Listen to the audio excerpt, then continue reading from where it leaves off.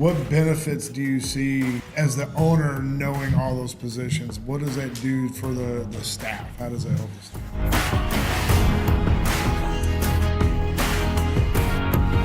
staff? Growing up as a kid, I did every single position. I've cleaned the toilets, I've cleaned the dumpsters and the garbage cans and the worst of the worst that happens in businesses. Yeah. So the biggest benefit for me is the compassion to know what my staff is going through, to know what it takes to do that position. And you know how to lead them from that position because you've experienced it yourself.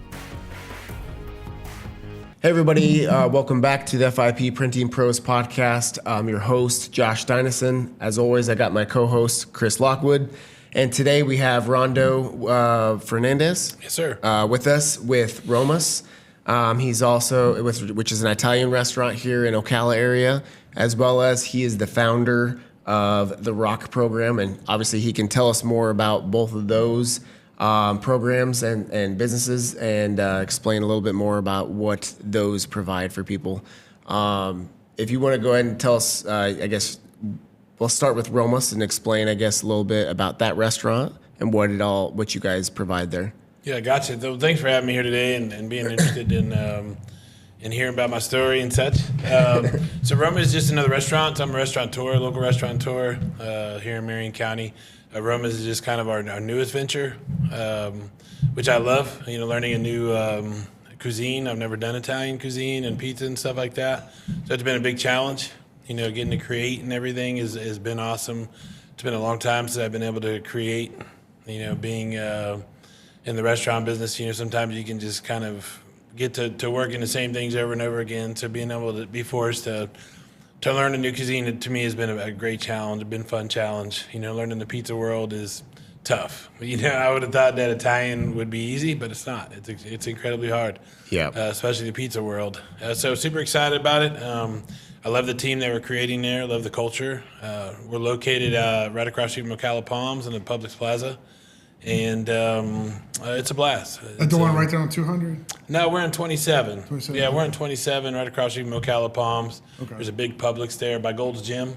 Oh, yeah. Yeah. So we're out there, you know, and then also not only am I learning new cuisine, I'm also hitting a new demographic, right? I've never been really on that side of 75, so most of my supporters and followers and people that know me from this side of 75, you know, Southeast Marion part where I grew up, you know. So reaching a new group out there has been a challenge. It's probably one of the hardest things I've done, but I absolutely love doing it.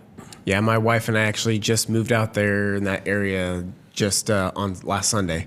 So I told her I wanted to go there when we actually finally get settled in and get all unpacked and everything. Because I saw you guys post, I think you called it the stuffed pizza. Mm-hmm. We run that every once in a while. You know, it's a challenge to make, you know. So, and then also it takes a little bit longer. So we try not to run it on the busy days because if you do, it'll absolutely jam up your pizza station. And, yeah. I got to ask, what's a stuffed pizza? It's kind of two pizzas on top of each other, really, you know, and they just kind of seal it to make it like a pie, but it's really two pizzas on top of each other. If you had a pizza like a meat lover's pizza, you just kind of put another one right on top of it, and then you bind the crust together. Cheese in the middle. Oh yeah, it's just like two meat lovers pizzas put together, man, one right on top of each other. So what's your typical pizza? What kind do y'all serve there? We do two styles. We do New York style, and then we also do a Detroit style pizza. Detroit style is a thicker crust. It's a rectangle size crust. It has it's cooked in a pan, and it has the cheese all the way to the end of it, so the cheese kind of burns around the outside and real crunchy. Okay. So it's almost kind of like a Sicilian, but you know, it has the cheese all around the edge, and it's a thick crust. Okay. It's really good. I'm going to piss off half of our viewers right now, but I don't think Chicago-style pizza is pizza. I'm not a big fan of Chicago. I'm not either. I think it's a casserole. Yeah, I agree. I'm not either, and then the crust kind of throws me off a little bit. You know, Chicago has two styles of pizzas. They have that deep dish pan. They also have like a thin, called like a tavern style, which is extremely thin, and they cut it into quarters or to squares. I haven't had that one, I guess. Yeah, so there's 2 different styles of Chicago-style pizza, but I don't like the thick one. I agree with you. And the sauce on top is just weird to It me. throws me off, yeah, because I like my pepperoni's crunchy, man, and crispy, and you put the sauce on top, you don't get there. So, but I agree with you.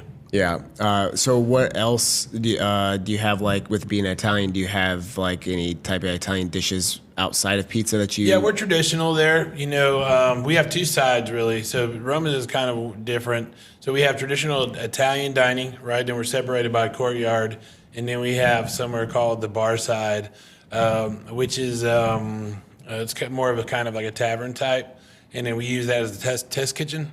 Where we're testing new dishes, not always Italian, just some cool stuff like some really cool smash burgers, and sometimes we take an Italian classic and we do a twist on it. Like we're doing a fried green tomato caprese salad.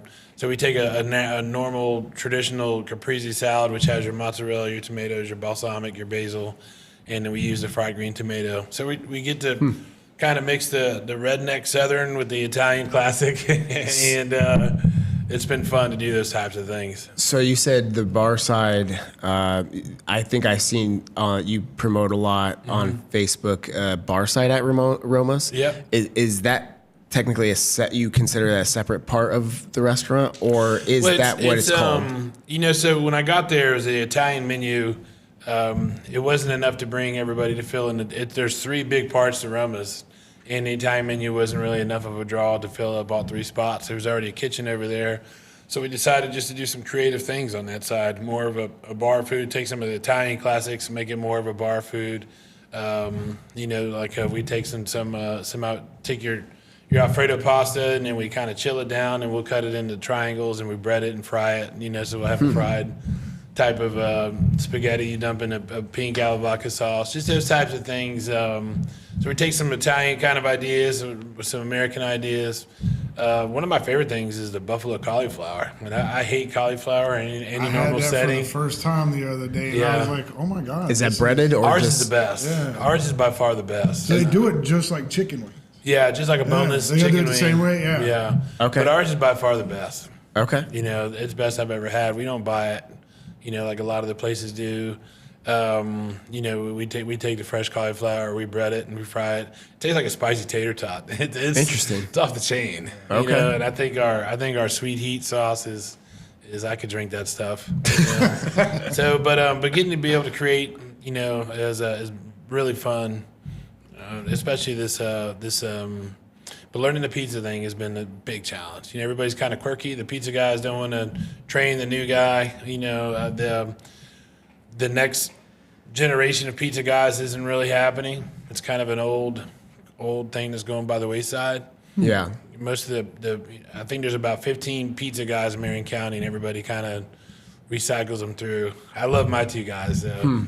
But they're all quirky. They all have their thing. It's amazing. I would have never in a million years thought there were pizza guys, and then they didn't want to share what they knew. No, that's kind of a job security thing. It's and there's a lot of those pizza guys came up from learning from somebody in their family or a family restaurant. So that new generation, it's tough to find, and most of our new pizza places, there are big chains. They're not doing the hand tossed. They're not using the traditional deck pizza ovens. So, trying to find somebody with that experience is a huge challenge. So, are you trying to yourself learn that process so that you could teach other people, or how are you going about that? Me personally, it's been a challenge for me. I struggle in everything you need to do to be a pizza guy.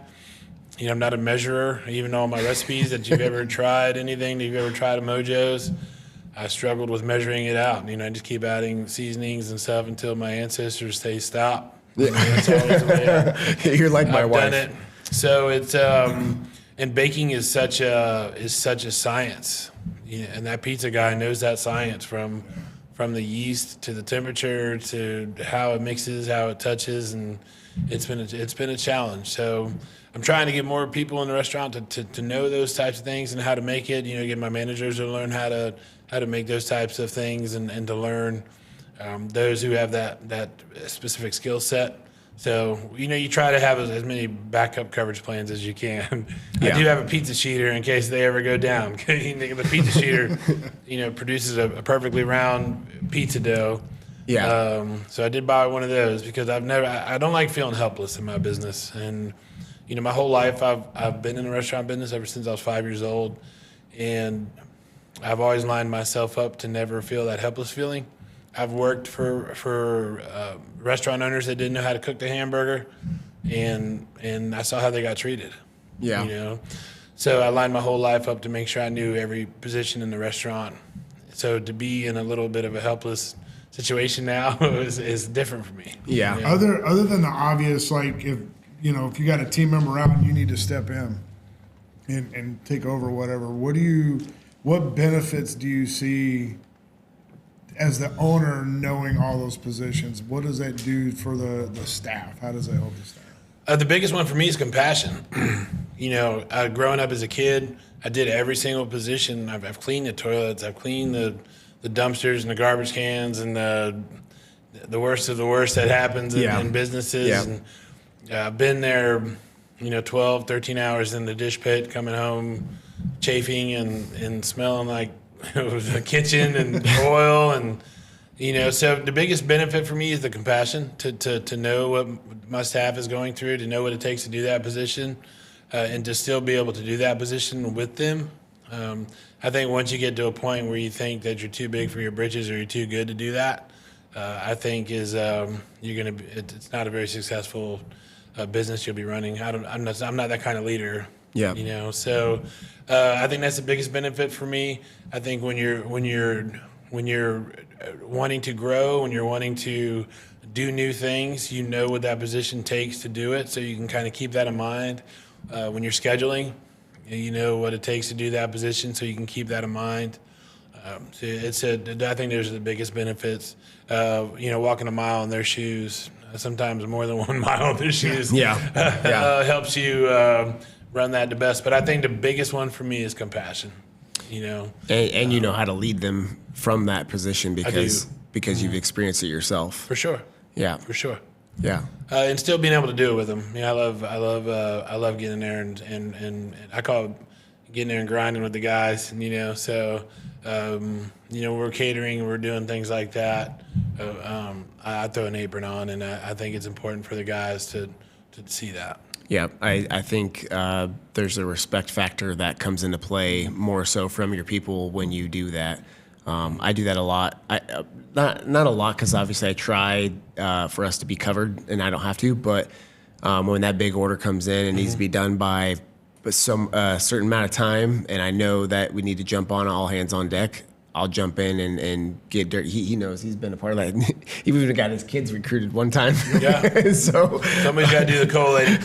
Yeah, for sure. So we, that, and I feel like doing that shows that like you're willing to jump in and join in. And if I'm expecting them to do this, but yeah, I would never expect myself to ever do it, then I feel like that's a wrong aspect of an ownership mindset. Sure. So there's a fine line you have to walk between doing their job for them, showing them that you're willing to do it, and sometimes you got to prove a point that's like, look, I'm not asking you to do something that I can't, won't, or haven't done. Yeah. But you also have to allow the people to do their job too. Yeah. So you gotta balance that. My sister-in-law and brother-in-law, they own a restaurant up in Georgia, and they just went through this whole big remodel.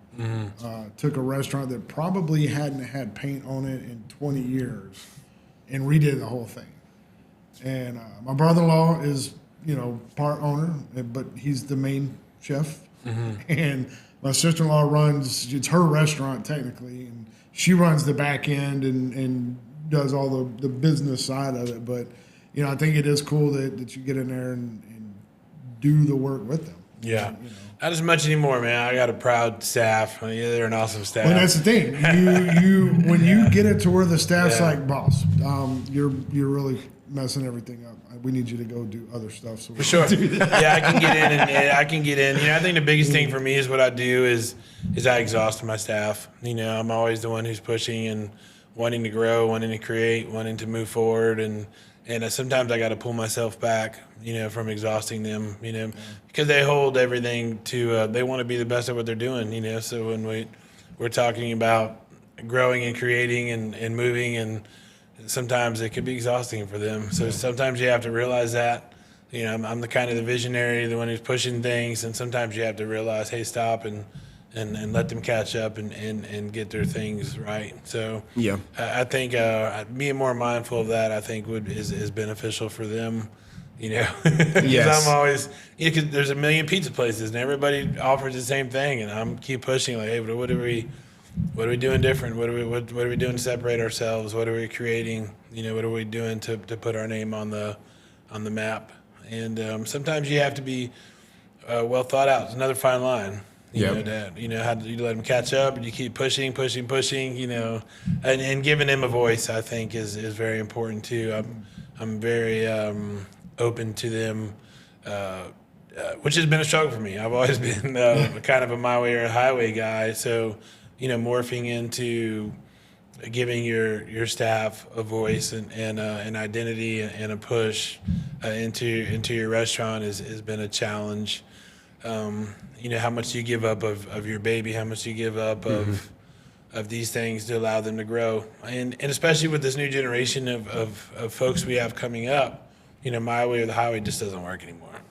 And so, what I found is telling them where you want to go. Hey, I want to go to point B, not telling them how to get there, and letting them try to get to point B themselves.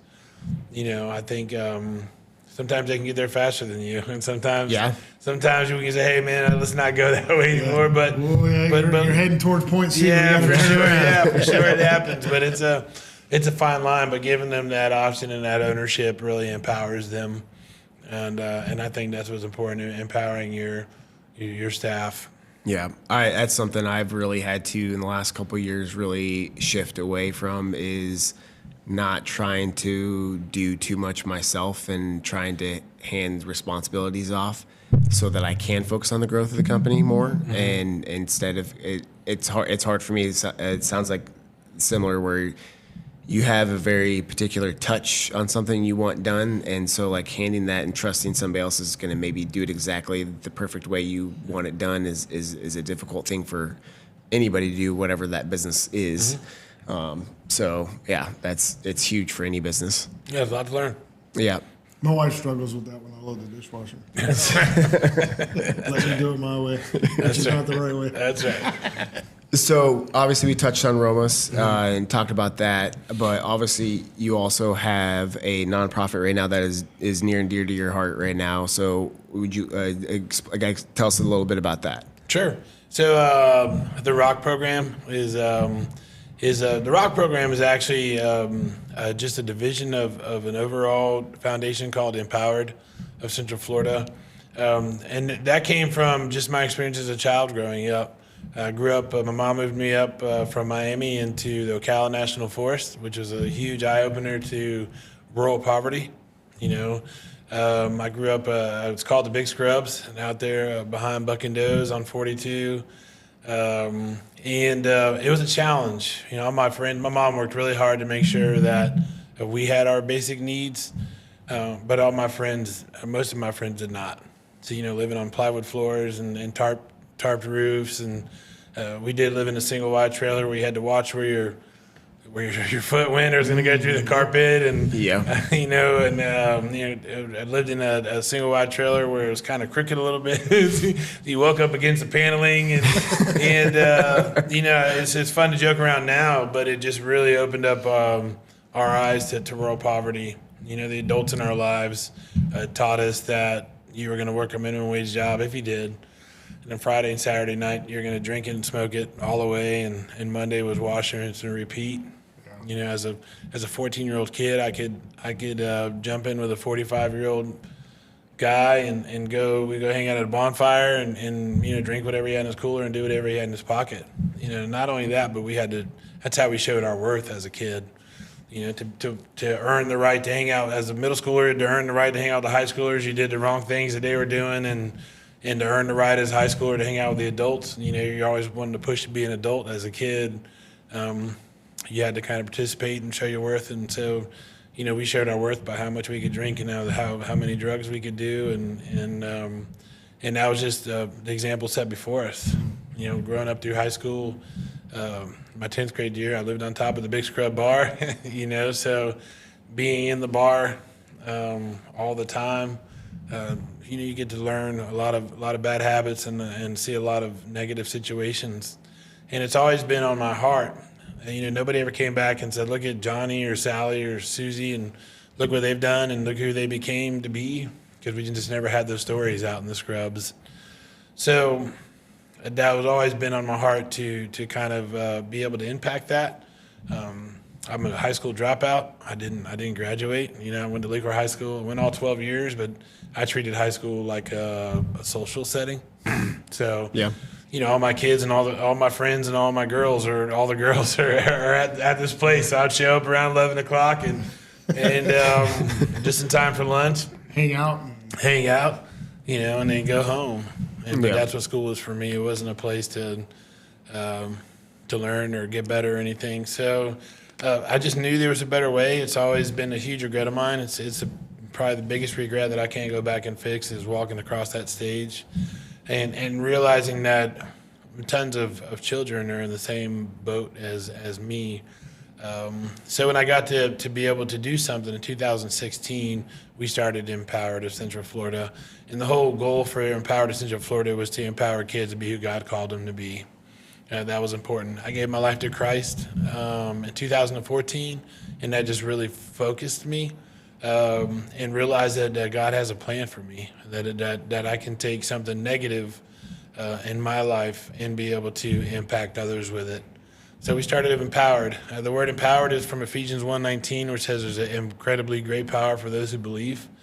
And I want kids to believe. You know, that's why at the back of our shirt it says believe real big. Yep. So it's impossible for you to tell kids to go be who God called you to be when they're hungry, when they don't know where they're going to lay their head at night, you know, when they don't have proper parenting at home, which is probably the biggest issue in the country, in the world. Yeah.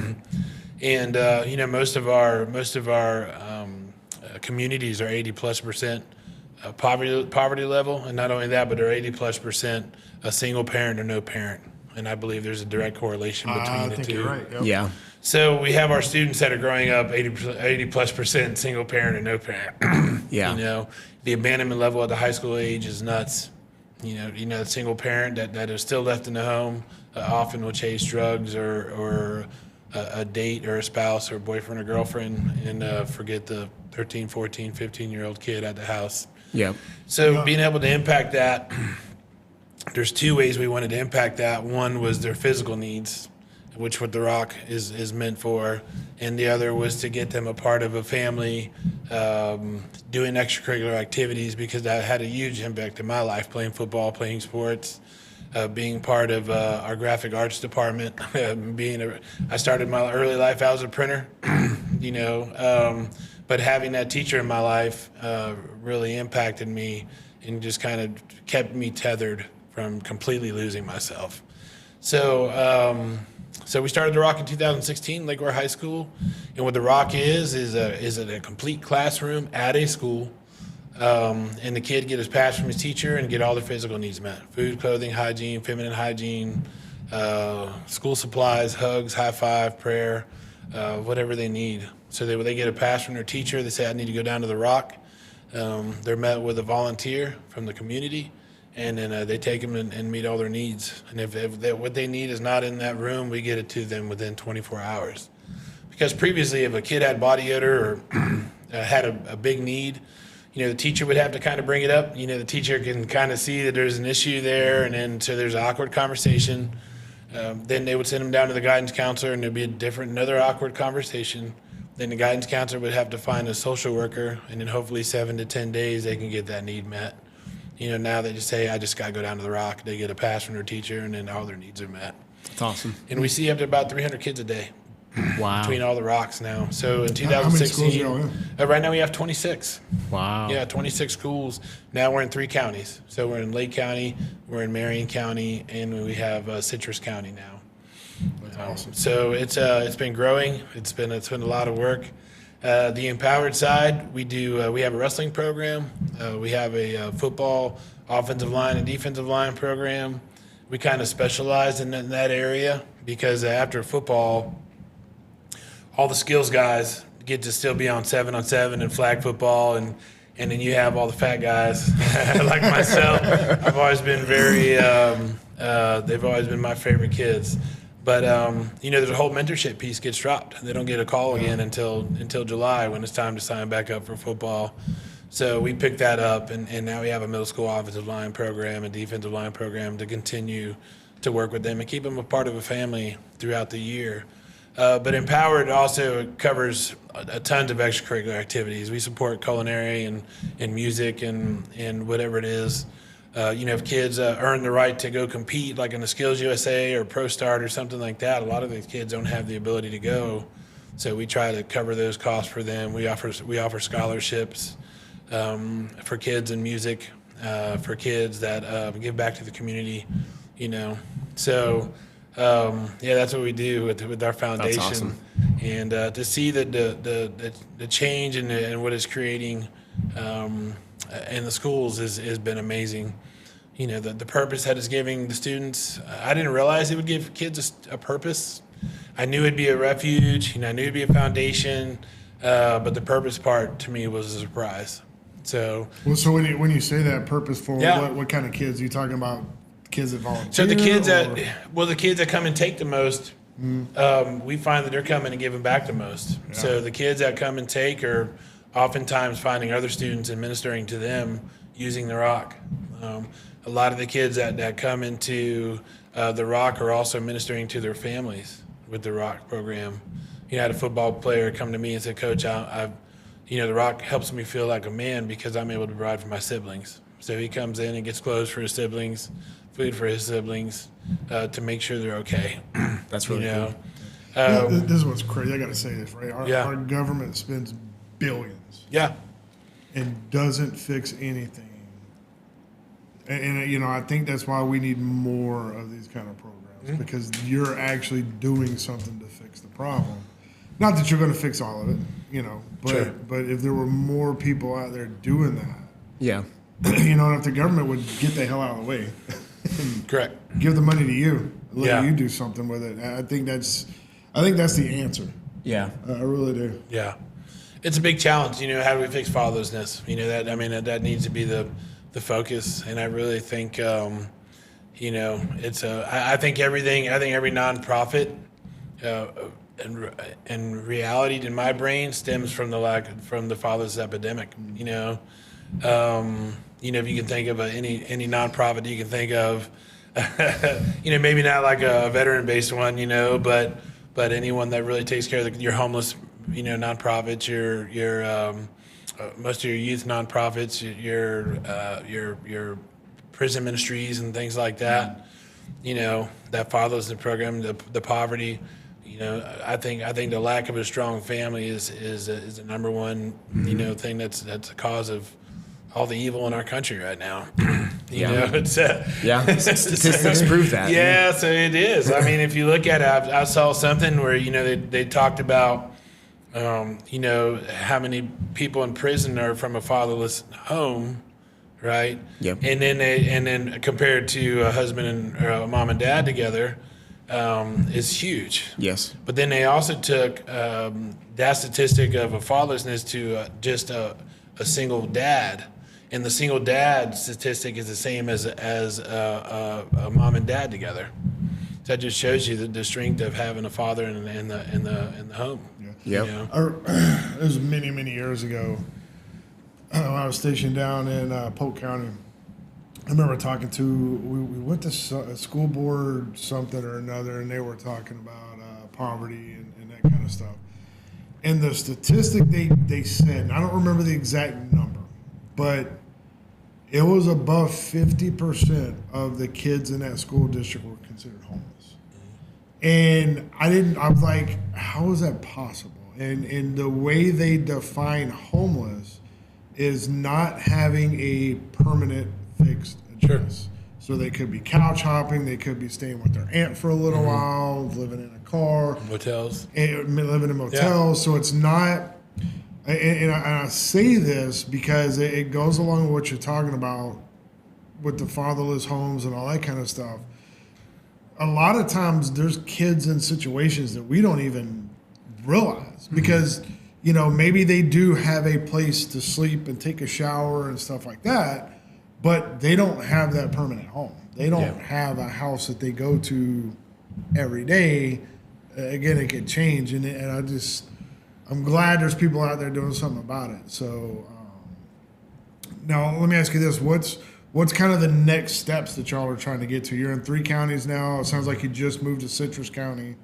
What's kind of like the next 3 to 5 years want to look like for you? Well, we want to complete Marion County. We almost completed Marion County. We only did high school and middle school. So this year we'll have Osceola. Middle school will mean we have every middle school in Marion County.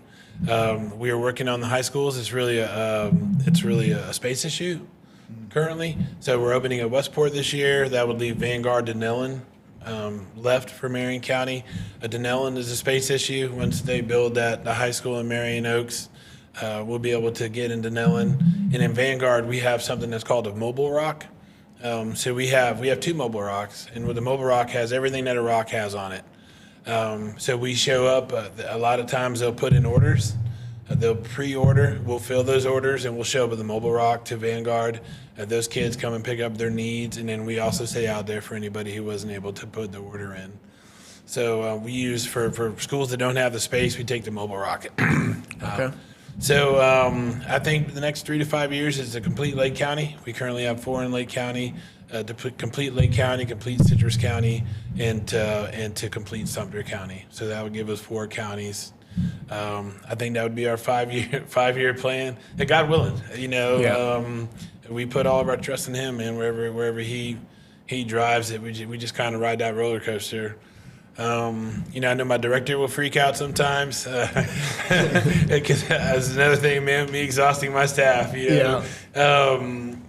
Our director is the one who has the eye on the money and the fundraising, and sometimes he'll freak a little bit and get a little nervous, which is anybody in that position will do. Yeah. But I'm a firm believer that if God honors it, God will make it happen. Yep. And if we don't get it and we got to slim down and we have 1 rock, we're going to run it and make it the best rock that we can. But I think that's our 3 to 5 year plan. We went up to the state, met with the State Department of Education, and there was people from Miami and Tampa, all around the state, and they just absolutely loved our program. And they want our program to move. I think there's going to be some good news coming in that field too, with the U.S. shutting down the Department of Education. That's going to push more to the states. Sure. And I think it'll be, I'm not going to say easier, but more accessible to get to the highest level of Department of Education you need to get to. Yeah. In the future. So I think those are good signs. Yeah, it was really cool to be there, especially for being a high school dropout. Yeah. I was an absolute horrible student. And I think I averaged, even through middle school, I averaged 40 to 50 days absent a year. So to sit there in that chair at the Department of Education was something that was emotional for me, that is for sure. When you're sitting there at the highest level in the state, from a kid, I used to get paddled all the time and I assessed all the time, I used to print my own referrals, I used to joke about that because I printed everything for the school system and or for our school. And so to sit in that chair, it's just a proof of what God can do to you. And once you focus up and walk that path that He has for you, it's pretty cool. It's been really rewarding. I want to ask this. You mentioned earlier about the awkward conversations a teacher or a counselor would have to have, and how has the reception been from the students that go there? Do they feel, or do they get any kind of negative pushback from their peers, or how do y'all handle that? Yeah, so I think the benefit of having the ROC program at schools allows us to have that conversation, right? So some of our schools are 80+% poverty level. So statistics is saying that 80 8 of 10 of you guys sitting in this room are struggling with some of the things that we're talking about, and they get those numbers through, figuring out who gets the free and reduced lunches and things like that. So it allows us to start having those conversations. When we go into the middle schools and talk, the Community Foundation has something called the Youth Philanthropy in Action program. So it allows us to go and talk about philanthropy in the schools. And then we bring up the rock. So, bringing up the fact that, that somebody that is in that statistics show, that I have adult conversations in the schools, because statistics show these kids are dealing with it, Yeah. So, when you talk to a group of middle schoolers and say, somebody in your class is waking up that morning and she has to make that decision that she doesn't have the proper feminine hygiene, whether she goes to school or not. Yeah. Somebody in your class woke up this morning, wanted to know if they had to put on dirty underwear or not, or dirty socks. Or somebody in your class had to wake up without underwear because it's a luxury and not a necessity. Somebody in your class went to bed hungry last night. So when you start having those types of conversations at the school, it really brings an eye opener, and people start realizing. And then when you also talk to them too, so you got you have two options when you see that student. Do you get with everybody else and you bully him and call him a stinky kid, or do you bring him down to the rock? So we try to have those conversations and instill a purposeful living at the middle school age and the high school age, because if say you're not in that situation, you can do something about it. You can check your closets. Your aunt gave you that ugly pair of shoes that you don't like, but somebody will think they're the greatest thing in the world. You can bring your jeans in. There's things that you still have tags in them that might not be your style, but might be somebody else's style. So, it can cost you, or tell somebody about the rock. That didn't cost you any money, but yet you can have an impact on your. But yeah, there still is a little bit of where people are a little bit nervous about what people think, but being able to have those conversations, that the rock allows us to do that. When people say, what is the rock? And then, a lot of times there's a relief there. And you got to think about some of the coolest kids on school campus, like the football team. The football team drives the school. I had a principal tell me that I can tell first day of school year what kind of year I'm going to have by the makeup and the character of my football team, and a lot of those kids need to rock, so when you got the running back and the quarterback and the linebacker and they need those types of things, and they go in there, sometimes that takes that off there, just because they're cool doesn't mean that they don't need that stuff. So getting them to support. One thing I think we need to do a little bit better about is getting maybe some of the clubs and things like that participating, all the anchor clubs and those types of clubs participating in the rock, allowing people to have more conversations like that. We've done really good with FFA. They did a huge jean drive. I think they got over 100-something pairs of jeans for us. That's so, awesome. Doing those types of things and getting the students involved, I think takes off some of that stigma of being embarrassed about going in there. So awesome. with, you kind of mentioned some different ways with maybe kids bringing in some old shoes, clothes, or, the Fellowship of Christian Athletes or whatever it was. FFA, yeah. FFA, sorry. And them bringing some, what outside of some of those type of things, how are you getting the items that you need to provide for all the kids? How can some people help you? Sure. Yeah, so most of the day, man, me and my staff shake our butt for, tampons, underwear, and deodorant. It sounds the weirdest thing. If you would have told me at 50 years old, this is what I'd be doing, man, I never would have believed it, And sometimes it's embarrassing, like I said, I coached football, and I remember one time I had to get some shoulder pads out of the back, and I just picked up a huge a donation of feminine hygiene. So I'd open up my trunk, this all falls out, and all my kids are like, Coach, what's going on, man? But it allows us to talk, man, to kind of laugh about it. And but the biggest way to help us is really, other than financially, that's a big one for us. Coming up, we have our Gift for Marion, which is a huge campaign for us. The biggest help for us is financially is to get our room sponsored with corporations. to have a corporate sponsor, usually that takes care of that room for the year, which is huge. Other than that is really just using the circle that you have in your life. Maybe you know somebody that works at Walmart or Dollar General distribution, and whenever they go to switch out their seasonal stuff, you can make something there. Or if you're a part of a small group, a ladies group or a men's group, doing a drive, doing that type of talk. And then as well as it's time, talents, or treasures, right? Yeah. There's a 3 ways you can help. Just checking your closets and just where do you get, knowing what we do and knowing the stuff that we give out, and kind of auditing your life to figure out what type of a reach or impact or influence that you have that can help us in that way. Prayer is a huge one for us. One of the biggest things we do that we hand out, and we need help with these, are letters of affirmation. So we have a ladies group that writes these letters of affirmation. We have a couple youth groups that do it.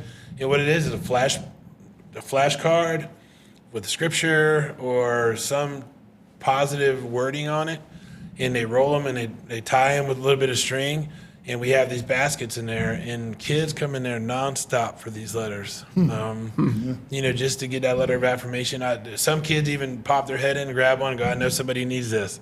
Not knowing what it says on there, but they'll go grab that letter of affirmation to go reach out to that student that needs it. And it's pretty rewarding. It's just really cool what it's done for attendance. The attendance levels have increased at the schools that we have rocks in. To hear some of the individual testimonies, we've had some testimonies about kids wanting to end their lives and things like that, but have been changed because they were able to get some stuff out of the rock. One girl, we do prom and homecoming. So if a student doesn't have, we set up these little shops at the school. Where a kid can get everything they need for prom or homecoming, and they can walk right in and to see a girl grab a dress off the shelf, a dress that she never would have had a million, thought she would have been able to own a million years. Yeah, that was still with a tag on it. But one girl said she was going to kill herself that night, and until she walked in and just was loved on by another student. Another student came and reached out to her and got everything she needed for homecoming, and so she just impacted her life through the rock program. Another student used the rock to show this other kid that she mattered. Wow! And that was really cool. So hearing those types of stories is kind of what keeps us going. Go ahead. I would love everything that you're talking about that. I don't want to. One thing I wanted to touch on before we get to the point where cutting time off or anything like that is obviously we talked about Roma's, where you're currently with that, and then the Rock, which we could talk about the Rock forever because I love that. I appreciate honestly, that's my I love that type of stuff myself too. So we could talk about that. But what I'd like to just touch on real quick is how, obviously, you touched a little bit on you growing up, with not much in your life and some of the struggles with that. How did you initially get into business? Because one of the reasons why I want to touch on that is because you're talking about these kids and the struggles they're going through right now, and one of the things that I really am passionate about is how do we help these kids also now realize their current situation is not what they have to eventually continue in life. That there's possible ways with, I'm similar background. Like I grew up with nothing and, trailer parks and all that kind of stuff. But I've really pushed my life to get where I'm at. And so could you just explain like how you came from your situation at a young age, didn't have a lot going for you, for people to help you, and how you've been able to kind of create the success in your life? Gotcha. Yeah, I appreciate that question. Before we move on to that, if anybody want to learn more about The Rock, they can go to therockprogram.org, and I can send you that. Also on Facebook, The Rock Program on Facebook has a lot of our stuff. But for me, my mom was a huge impact for me, an influence for me. she moved me up here. My dad stayed in Miami. I had two loving parents. They've been divorced since I was very young. So my mom moved me up here. My brother stayed down there in Miami, and so she was in the restaurant business. She was a bartender and a cocktail server, so she's always gone at night. But she always really worked in family restaurants. So going in with her and picking up shifts and doing those types of things really made me love the hospitality industry. I learned at a very young age I love serving people. I love that my being there, my presence, and how I treated people, or how I communicated with them, how I served them, how it would make them feel, and it became an artwork for me. Because I knew the more I learned how to do it, the more money I got from them. I've always had an entrepreneurial brain. I think from 13 years old on, I was been financially independent. I never really asked my mom for anything because I was always selling stuff. As a kid, 5th grade, I think I started selling candy. I would take my lunch money and I would turn it into candy. There was a store right next to me, and I would take my $2 and I would go buy as many atomic fireballs and Jolly Rancher sticks and now and later packs and things like that. And I was your go-to guy. Cinnamon toothpicks. So I got it. Then she'd be working at 11 years old. I got a job going door to door. With the tote in your hand, and I would be selling the peanut brittle and the Thin Mints the turtles, and my mom had no idea. And she didn't know. No, she was working, and I saw a sign on the pole that said "Make money." And this creeper van came up. Weirdest thing. This creeper van came up, so it slid open. There was 10 kids in there sitting on a tote, and she said, "Jump in," and dropped me off in the middle of Ocala, and I started going door to door selling candy. Kids, it don't always work out like that. No, it doesn't always work out. It's crazy, but I've always been that guy. I've always been a hustler to want to make money, it's big for me. So I knew that I loved serving people. It was artwork for me, being able to turn their frowns upside down. I would take the jokes I heard at show and tell, and I would take them into the restaurant, and I always knew I wanted to be in the restaurant business. I love working around food. Obviously, you can tell by my body style. It's important for me. I think the service aspect, building that connection, the sales aspect for me, the challenge was always a big one. So the restaurant, I've always set my whole life up to be a restaurateur. I love the front of the house. Front of the house is my main passion. The Villages sent me through culinary school because I wanted to not be that guy who didn't know how to cook the hamburger. So, and it was an apprenticeship program. So you had to work in all these different kitchens really for free and build up these hours. So I did that while also being in the front of the house working a full-time job. I was a young dad. I had a dad coming right out. I had a kid coming right out of high school. So I had no choice but to grind. Yeah. And so when I left the Villages in '99, I started at the Ale House, and I was at the Ale House for six, almost 7 years, and it allowed me to build up my clientele in Ocala, and I was able to go from server to owner, which is rare. Yeah. So I've never been a manager. I didn't learn a lot of that stuff, but I learned how to create the experience, and so then I opened up my first place called Rondo's in 2005. Barely, not even 30 years old yet, and it was a challenge, right? So we were very popular to start off. It's funny, I would be at the Ale House and I was making Rondo's food at the Ale House. Some of the cooks were my roommates, so they knew my recipes. So I would have them make Rondo's food, and I would test it out on my clients at the Ale House. Hey, I'm going to do this at my new restaurant. I'm going to do this at my new restaurant. Sauces and everything like that.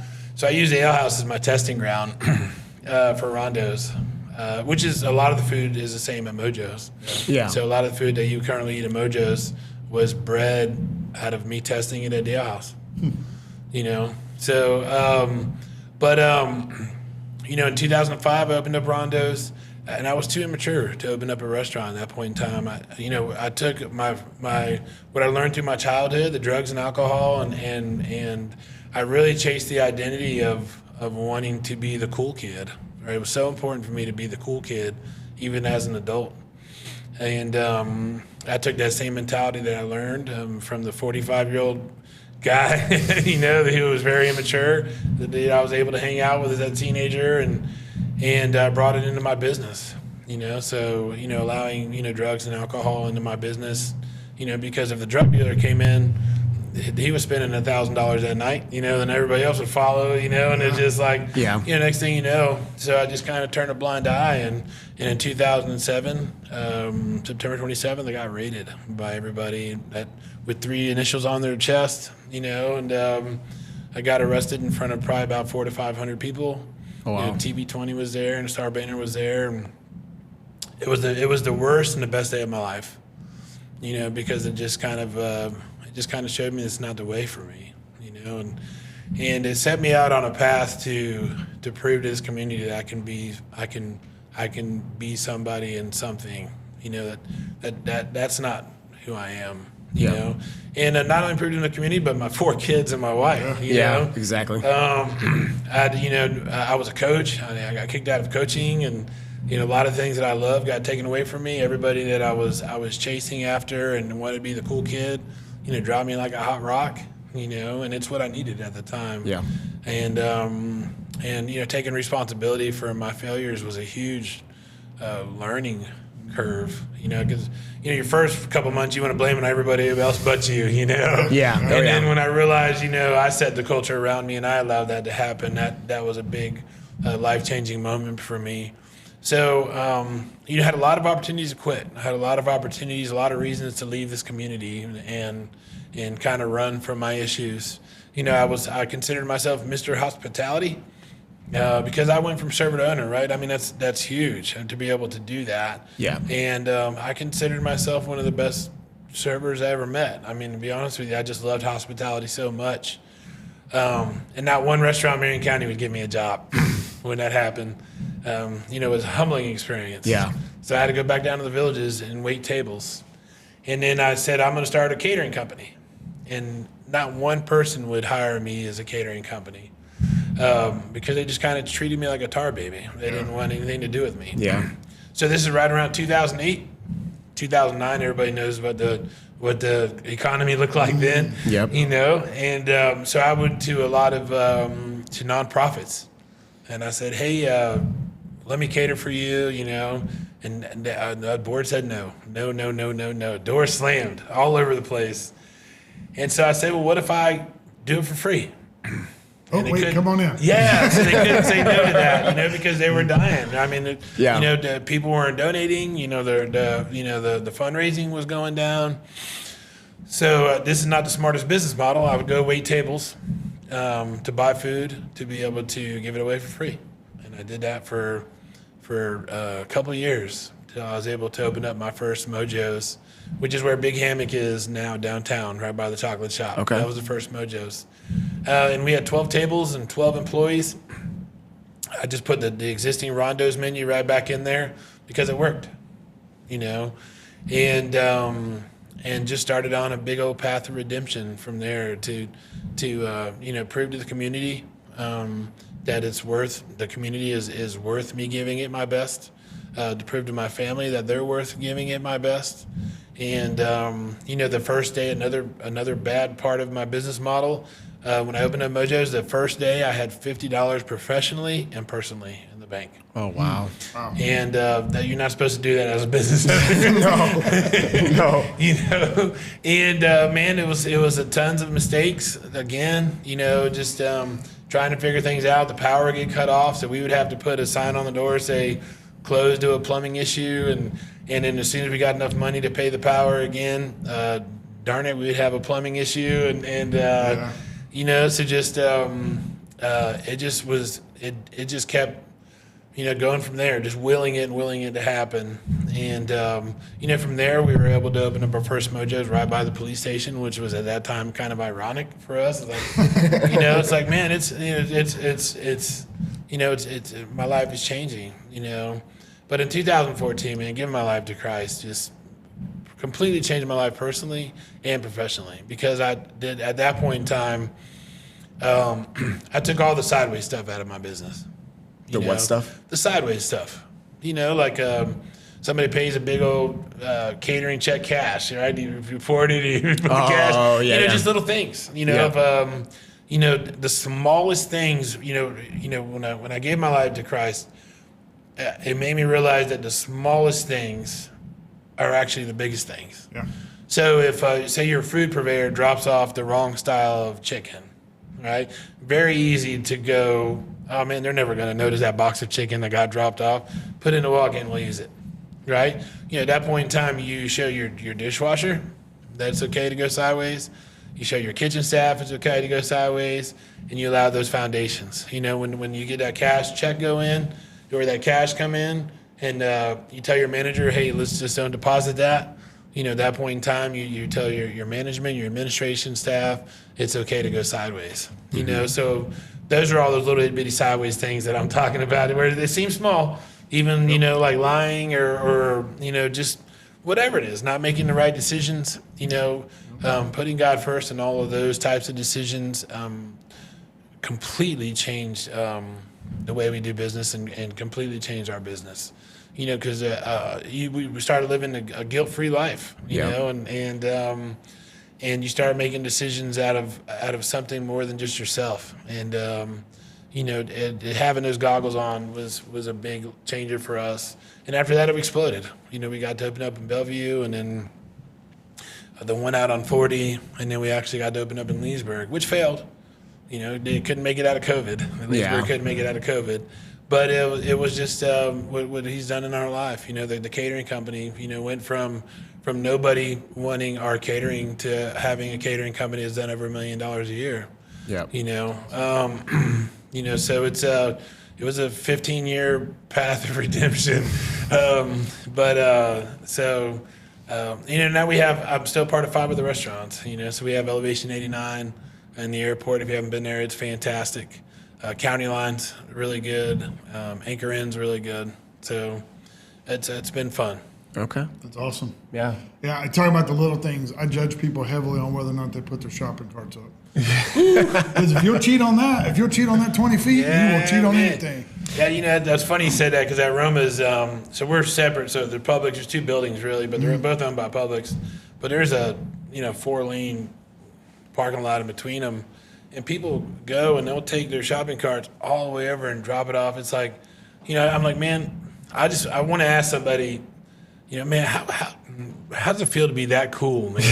Like, what do you mean? It's like that you're so cool that somebody else needs to come way over here and put your shopping cart away. Yep. Like, how cool does that feel? How do you get that privilege? Yeah, man, how do you get cool that does that privilege? feel? Like, you know what, man? Somebody else got to put my stuff away, And it's like, in reality, I'd like to take that shopping cart and throw it through the window. But I also get aggravated to go in the exit, out the entrance. I'm just like, oh my God. That doesn't bug me, man. But the shopping cart, man, when you have an expectation of somebody else to clean up your mess. Yeah. One thing that really drives me nuts is dirty diapers in our parking lot. Oh, yeah. Oh, yeah. I can imagine. You walk out in the parking lot, man, and there's these dirty diapers, where they just changed their baby and just left it right there on the floor and on the pavement, and oftentimes the other cars are running over it or whatever, and it's like, man, how does that slide through the trash or something? Yeah, where in your brain do you think that's okay? And then there's trash can 20 feet away. Yeah. Big trash can, but It's crazy. we could talk about that kind of stuff forever. One of the things that you mentioned that kind of struck a chord with me is, and it is very difficult, but I have had so many times some of my bigger clients double pay. Mm-hmm. And honestly, they're big enough that I probably could keep it and they would probably never notice the difference. But I just I have that battle with the devil and the angel though for a second, when, immediately but then I'm like, no, I can't do that, because I just, my conscience and everything, and just my character, I can't do that. But most of the times my employees see that. So if I was to say, oh, let's just put it in the account, they won't know. Then you're right, it's a slippery slope and teaches them bad things. Because maybe now they'll do it to me. Yeah. You know, so, or somebody else, Your most longest term employee already feels entitled. yeah. Exactly. But it's important, man. And you always have to remember God's watching. If nobody else is watching, God's watching. Yep. And but the important thing is everybody's watching. Your staff is watching. How you handle things, they watch. It's no different than being a parent where your kids are always watching. Your home is a school, and your job is a school. And what are you teaching? Yeah. So that's really important. Yeah. So just to wrap it up, tell us a little bit about how anybody can get a hold of you to help with the rock program. What's the best ways to go about that, as well as Roma's, where you guys are located. If you guys can order online, tell a little bit about how people can go about getting a hold of you. As far as the rock program, my daughter is our assistant director there, and Troy is the executive director. They've taken it and really ran with it. So every time I tend to get involved, I mess things up. So, reach out to therockprogram.org. That's probably the best way. They answer back right away. You can follow us on Facebook at The Rock Program. It's just amazing. Get involved. Get involved and invest in the youth in this community. Whether it's not The Rock, support anybody else that has to deal with the youth in the community. There's so many amazing nonprofits that impact the youth, and it's such a huge need. But as far as Roma's, right there, across from Ocala Palms on 27, I urge you to come check it out. My staff is absolutely amazing. I'm really proud of them. They're my family. They're actually all the old original Mojos. I love most of them. Cool. Yeah, I either worked for them at the Ale House or they're my original Mojos. Brandy is my first ever Mojos employee, and she's my manager there, and Greg and Josh and Michelle. They're just amazing people, and they work so hard. So come support them. It'd be awesome to see the community get behind the work they do, because they're amazing people. Okay, awesome. Well, I know I'm going to come one of the stuffed pizza nights because I want to try that. So yeah, you got to try it. I think we're going to do those on Wednesdays. That's a little bit of a slower day for us. If 20 people came in to order stuffed pizza, man, I'd probably have both my pizza guys walk out the door. And it takes longer. It's just, we can only do 12 pizzas at a time with our 2 decks. So it's having to learn that type of stuff has been a huge challenge. But God bless you guys, man. Thank you so much for having me here for today. sure. And if you guys obviously come out and see him at Roma's, if you're looking for a good date night or just you're hungry, whatever it looks like. And then also come check out the Rock Program. I'm sure they got a website and everything to check out. Make sure to go support them. It's an amazing cause. And again, thanks for coming on the show. And until next time, let's all grow together. It's time to step up, yeah. It's grind time, no more letting up. No, running faster, further, no more running up. Yeah, giving my all, no more giving up. Listen to me, step, step.